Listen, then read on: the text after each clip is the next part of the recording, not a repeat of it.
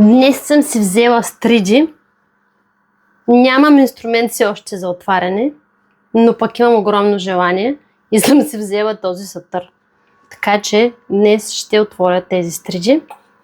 И тъй като се опитах преди малко и тя взе да поддава, исках да ви покажа как се случват нещата. И ето моята стрида я отворя. Вижте само ще взема един нож да отрежа крачето. Ето тук отгоре.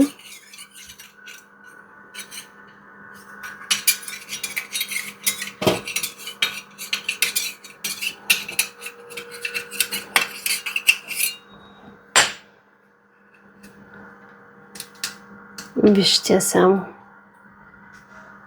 Прекрасна. И ми уха е на море.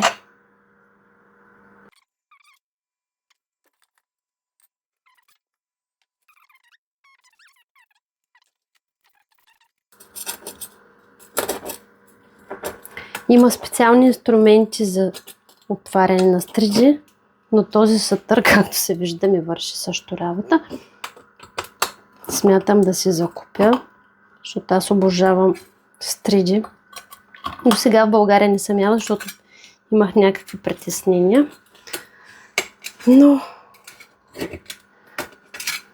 ето, супер, тази се отвори. Тук примахваме деликатно месото, което е захванато за горната.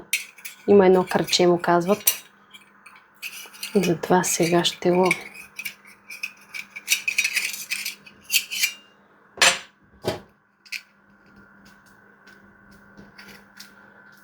ето и втората.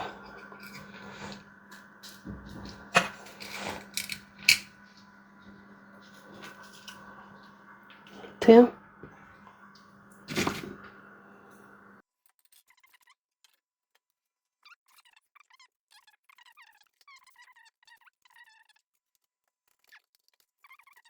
Готово е. Само ще вдигна внимателно. Има парчета. Не знам дали знаете, в България има също ферма за стриджи в Каварна. Не в Кранево всъщност, в Каварна са мили. А в Българево пък има ферма за охлюви.